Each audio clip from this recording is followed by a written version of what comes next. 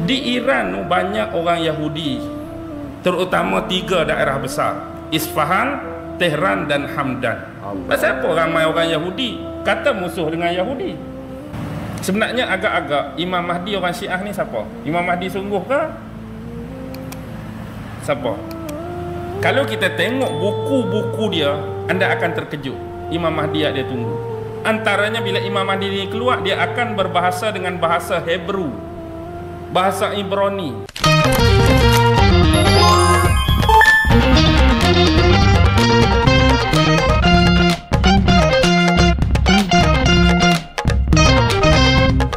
Assalamualaikum warahmatullahi wabarakatuh. Jumpa lagi dengan saya guys, Cak Mujib. Gimana kabar teman-teman semua? Semoga sehat selalu, bahagia dunia akhirat. Selamat datang di Cak Mujib TV guys. Jangan lupa like, share, komen, dan subscribe. Kali ini kita akan reaksi sebuah video bersama Ustaz Oni Muhammad.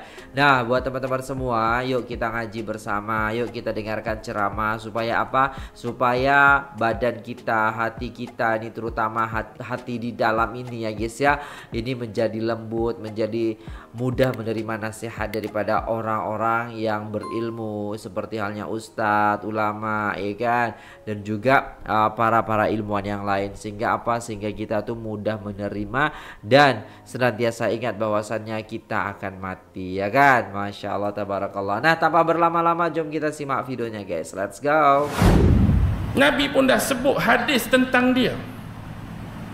Di antara cucu Nabi di akhir zaman, bukan akhir zaman, di zaman sahabat yang akan mendamaikan antara dua kelompok Islam.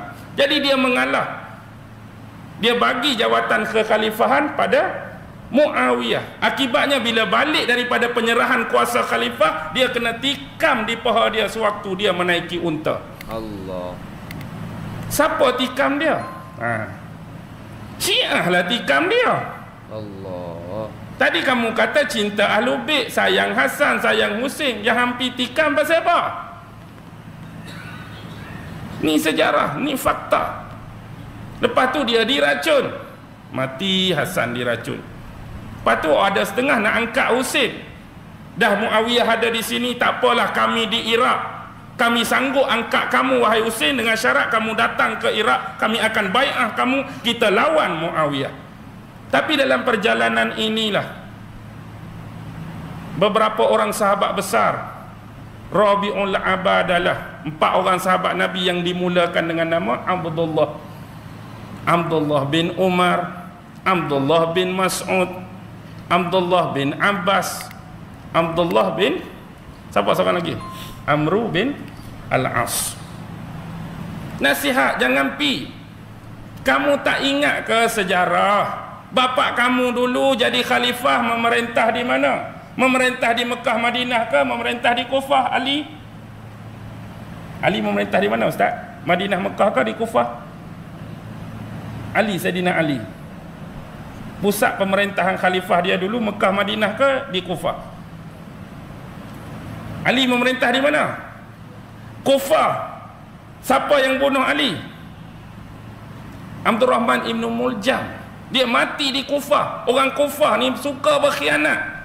Tiba-tiba dia panggil kamu, nak lantik kamu jadi khalifah. Tak ingat ke kenangan lama bapak kamu, siapa yang bunuh? Allah. Mereka bukan orang yang boleh dipercayai. Tapi dia tak dengar nasihat tu. Dia pi juga. Bila pi, akhirnya terjadilah medan Karbala, sehingga syahidnya Sayyidina Husin. Nampak tak? Ni tentang Kaisaniah. Kita nak cerita sejarah. Baik, bila kita kembali, kelompok ni, bila lama-lama Muhammad Al-Hanafiyah ada kekuatan, pengikut pula jadi lebih-lebih. Biasanya pemimpin kadang-kadang tak lebih. Tapi bila kelompok jadi lebih, jadi gulu, apa yang jadi seterusnya? Mereka dikejar dan diburu oleh pemerintah. Akibatnya Muhammad Al-Hanafiyah pun terpaksa melarikan diri. Inilah cerita. Kelompok pertama beranggapan Muhammad Al-Hanafiyah lari di kawasan pergunungan dalam daerah Radwa. Dia hilang, dia gaib. Kepercayaan kumpulan ni, dia akan keluar di akhir zaman jadi Imam Mahdi. Satu kelompok. Kelompok yang kedua tak kata hilang, tak kata roja'ah. Imam Muhammad Al-Hanafiyah mati. tetapi darah kekhalifahan tu mengalir dalam tubuh dia. Jadi sebelum dia mati, dia dah tiunkan, dia dah isyaratkan, kalau aku mati ni pengikut aku hak boleh ganti aku, abang ni pun ambil jawatan. Bila abang ni nak mati pula, aku agak-agak gaya, nak ganti aku hak ni. Jadi besok akan ada orang tunjuk siapa Imam Mahdi hak sebenar. Kumpulan pertama kata hidup hilang roja'ah. Kumpulan kedua kata mati, tapi kumpulan-kumpulan dia tu boleh tunjuk siapa imam-imam, siapa pengganti. Faham tak konteks tu? Faham. Okey. Hai, nak berhenti ke? Nak sambung ni? Ramai hilang ni. Ramai hilang, faham ke tak faham ke? Terlampau lama tak biasa 2-3 jam ke? Wallahualam lah. Saya 2 jam 3 jam standard saja. Baik. Tu kelompok yang ketiga, Kaisaniyah. Kelompok yang keempat dinamakan Ghulat. Ni lah hak banyak ni, hak mengarut. Ghulat ni apa makna gulu? Melampau. Sebenarnya banyak ejen, banyak barasid sudah masuk dalam kumpulan-kumpulan Ghulat ni. Banyak dah ejen-ejen yang masuk dalam kumpulan Ghulat, yang akhirnya mereka melampaui batas dalam corak hidup mereka, dalam cara beragama, dalam beribadat, dalam fiqh, dalam akidah. Mereka banyak buat bid'ah-bid'ah baru, perkara-perkara baru yang diada-adakan dalam kehidupan beragama. Inilah kumpulan Ghulat. Kumpulan Ghulat ni pula dia macam ni. Dia pecah kepada 10. Nak kena sebut ke? Okey, tulislah bang, 10. Yang pertama ialah Sabaiyah. Itulah hak depan tadi. Hak kelompok hak hidup zaman Saidina Ali tu. Abdullah bin Sabah, Sabaiyah nombor 1. Yang kedua ialah lepas Sabaiyah, Bayaniyah. Bayaniyah, bayan baru, bayan lepas ejaan maksud saya. Lepas Bayaniyah, Mughirah, ejaan Mughiriyah. Nombor 4 Mansuriyah, Mansuriyah. Nombor 5 Ghurabiyah, Ghurab. Nombor 6 Khattabiyah, Umar bin Al-Khattab, ejaan tu maksud saya, Khattabiyah. Nombor 7 Janahiyah, Janahiyah. Nombor 8 Hululiyah, hulul, menjelma masuk dalam tubuh seseorang, hululiyah. Nombor 9 Syar'iyah, Syar'iyah. Nombor 10 Numairiyah, Numairiyah. Okey, ulang sekali lagi. Nombor 1 Sabaiyah, Bayaniyah, Mughiriyah, Mansuriyah, Ghurabiyah, Khattabiyah, Janahiyah, Hululiyah, Syar'iyah, dan yang terakhir ialah Numairiyah. 10. Pengasas dia siapa? Agak-agak pengasas dia siapa? Ghulat ni. Ghulat ni dia tak ada pengasas. Kelompok ni rasa dia nak buat lagu ni, dia buat bid'ah ni. Kelompok ni rasa nak buat lagu ni, dia buat bid'ah ni. Dan Ghulat ni antaranya ialah hak tadilah hak kita sebut di depan tu. Allah suruh Jibril bagi wahyu dekat Ali, tapi pesilat bagi dekat Nabi. Sampai Jibril pun kafir. Mereka juga mempercayai tanasuh arwah, sama macam konsep Buddha dan Hindu, reincarnation. Maksudnya bila seorang tu mati, hidup dia di dunia dulu baik, roh dia ni akan masuk dalam kelahiran lain. Kalau dia dulu baik, hidup dia yang kelahiran kedua akan jadi lebih baik. Kalau dia dulu buat jahat, roh kelahiran kedua dia mungkin akan jadi binatang, atau cuma tumbuh-tumbuhan, atau cuma batu-batan saja. Hari ni manusia mungkin buat jahat hidup ni, lari esok jadi katak, contoh. Lah ni manusia buat jahat, lari esok jadi lembu. Lepas tu hak jadi lembu tu, kalau aku jadi seorang lembu yang baik kehidupan ni, boleh jadi orang balik ke Ustaz Tarmizi? Dah dia kata nak jadi orang balik, aku nak jadi lembu yang baik, nak jadi kambing yang baik. Kesesatan akidah reincarnation. Allah. Nampak Okey. Habis tu je 4 hak wujud zaman Saidina Ali. Imamiyah dengan 15, kemudian kelompok Zaidiyah dengan 3, kelompok Kaisaniyah dengan 2, dan kelompok Ghulat dengan 10 benda tadi. Tetapi hak paling membimbangkan, hak banyak merosak-rosakkan isu dalam mazhab ahli sunnah wal jamaah ialah harakah al-batiniyah, gerakan kebatinan. Ini paling bahaya. Gerakan kebatinan dia tak masuk dalam agama saja. Kadang-kadang mereka buat seolah-olah mengkaji ilmu kalam, lepas tu dia cucuk sikit. Mengkaji falsafah dia masuk sikit. Mengkaji tasawuf dia masuk sikit. Mengkaji muqaranah adian, perbandingan agama, dia cucuk sikit. Dia masuk sikit-sikit. Allah. Pengasas gerakan harakah batiniyah ialah Maimun Al-Ahwazi dan Muhammad bin Husain. Maimun Al-Ahwazi dengan Muhammad bin Husain, dua-dua ni bekas ahli penjara, bekas orang jahat. Mereka tubuh satu kumpulan. Bila keluar daripada penjara, kumpulan ni nama Al-Jarabijah. Dengan 20 orang anggota, mereka memasukkan satu fahaman harakah batiniyah tadi, dicedok dari sumber-sumber agama lain. Kita ambil Yahudi sikit punya cerita, kita ambil Nasrani sikit punya cerita, kita ambil Buddha sikit punya cerita, kita ambil agama tu sikit punya cerita, kita gaul-gaul, kita bentuk satu kelompok, nama dia Jarabijah, membawa manhaj harakah batiniyah. Kumpulan ni banyak menggunakan kaedah bermanhaj takwil. Takwil yang tidak berlandaskan ilmu keagamaan yang sebenar. Seolah-olah mereka mengatakan syariat Allah ini ada yang lahir, ada yang batin. Ayat Quran ada yang zahir, ada yang batin. Hadis Nabi ada yang zahir, ada yang batin. Dan lebih melampau mereka menganggap sehingga seseorang itu mampu mengenal makna hakikat ibadah, maka akan terangkat ibadah itu daripada dirinya. Allah. Siapa yang betul-betul kenal hakikat ibadah, tak payah beribadah dah. Dia ambil dalil di mana? Guna ayat secara batin. Surah apa? Agak-agak surah apa? Surah apa? Ustaz Tarmizi ingat tak ayat ni? Wa'bud rabbaka hatta ya'tiyakal yaqin. Ayat 99. Saya lupa surah. Ayat dia ayat 99, wa'bud rabbaka hatta ya'tiyakal yaqin. Sembahlah Tuhan kamu sehingga kamu mendapati perasaan yakin. Sembah Tuhan kamu sampai tahap kamu berasa yakin dengan Allah Subhanahu wa taala. Selani duk semayang sebab tak yakin lagi, semayanglah tak yakin, semayanglah tak yakin. Bila dah sampai tahap keyakinan yang tinggi, tak payah solat, tak payah semayang dah lepas ni. Bila capai makna hakikat ibadah, tak payah semayang, tak payah puasa, dia pi lagu tu. Sedangkan ayat ni turun pada Nabi. Nabi lebih faham, Nabi lebih tahu. Nabi tinggal semayang, tinggal puasa ke? Tak.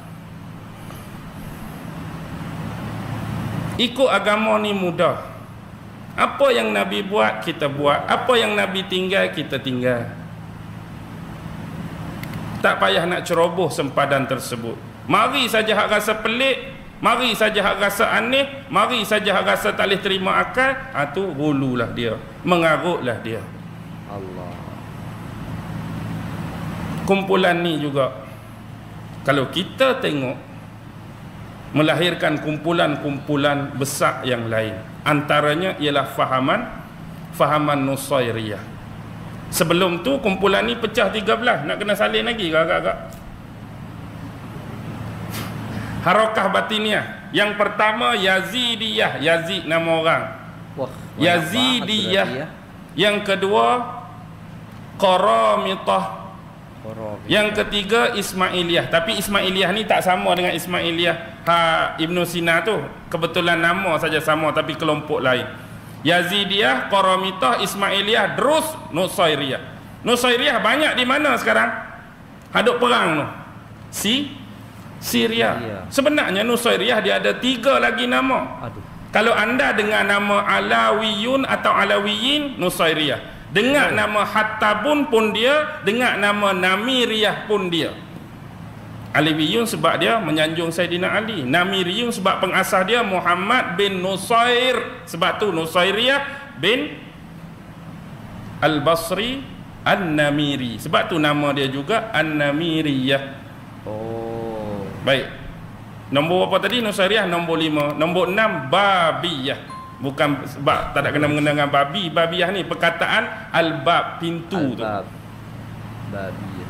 Pintu ni macam ni, senang saja. Maksud pintu tu, Muhammad bin Nusair tadi, Al-Basri An-Namiri, dia mendakwa macam ni. Dia jumpa satu lokasi dulu masa Imam Hasan Askari tu, dia dakwa Imam Hasan Askari tu dah ada anak. Jadi anak Hasan Askari tu akan jadi Imam Mahdi, imam ke-12, duduk dalam satu tempat tersembunyi. Jadi dia seorang saja tahu tempat Imam Mahdi kecil tu tersembunyi. Jadi dia ni seolah-olah macam al-bab, pintu pengantara di antara Imam Mahdi tu dengan masyarakat hak lain. Aku seorang saja tahu Imam Mahdi duduk kat mana, aku ni perantara. Dia jadi al-babiyah, pintu. Jadi siapa-siapa nak minta hajat ke, aku akan tolong bagi tahu dekat Imam Mahdi. Siapa nak minta doa ke, aku bagi tolong. Tapi dengan syarat kena bayar duit lah. Itu ya poin dia pun. Nak kaya. Orang lain nak pi tak boleh. Perantara dia aku seorang saja. Tujuan dia tu nak dapat kekuasaan, tujuan dia nak dapat pengaruh, tujuan dia nak dapat duit. Jadi inilah yang digelar sebagai Al-Babiyah. Lepas tu Bahaiyah. Pernah dengar? Bahaiyah. Qadianiyah. Pernah dengar? Hizbul Jumhuri. Pernah dengar? Ahbash. Pernah dengar? Ansar. Pernah dengar? Khomenisme. Khomeini lah. Pengikut-pengikut Khomeini dia ada Khomenisme. Dan yang terakhir Harakah Al-Amal. 13 pula. Letih ni nak bilang dah. Allah. Letih nak bilang. Tapi itulah Nusairiyah. Hari ini Nusairiyah dengan Imamiyah tak sependapat. Bahkan bagi Nusairiyah Alawiyin, Imamiyah tu di sisi mereka kafir. Syiah-syiah di Syria tu Nusairiyah Alawiyin, di sisi mereka di Iran Imamiyah tu kafir. Tapi bila ada masa isu di Syria, boleh bantai, boleh bunuh orang Islam, hak tadi kata kafir, boleh tak duduk gini? Boleh, tak ada masalah sama dia. Tadi kafir, hang kata aku kafir, tapi nak bantai siapa ni? Nak bantai Sunni, nak bantai orang Islam. Okey, tak ada masalah. Kafir pun kafir lah. Janji boleh bunuh. Dia boleh bersatu, tak ada masalah. Di Iran tu banyak orang Yahudi, terutama 3 daerah besar: Isfahan, Tehran dan Hamdan. Pasal apa ramai orang Yahudi kata musuh dengan Yahudi? Dalam sejarah pernah dengar tak Syiah berperang dengan orang kafir? Syiah berperang dengan orang kafir ke, kerajaan kafir ke, pemerintahan kafir? Pernah dengar tak? Tak. Dia lawan siapa? Tolong perancur orang Islam, tolong jatuhkan kerajaan Islam. Tu poin-poin. Tak ada dia perang dengan orang kafir. Tengok sejarah Iran dulu. Lawan 1978 ke dengan siapa? Jiran dia, Iraq. Iraq tu kafir ke Islam? Islam dia perang. Baik, nampak nampak. Yahudi banyak sebab Iran tu tanah kedua suci bagi orang Yahudi. Pasal apa? Apa kena mengena pula? Di sana banyak kubur nabi-nabi. Selain daripada di Palestin, memang kita akui Nabi Ibrahim di Palestin, Sarah di Palestin, Nabi Ishak di Palestin, Daud di Palestin, Yusuf di Palestin. Banyak nabi di Palestin, Nabi Yaqub, Nabi Musa di perantara Palestin.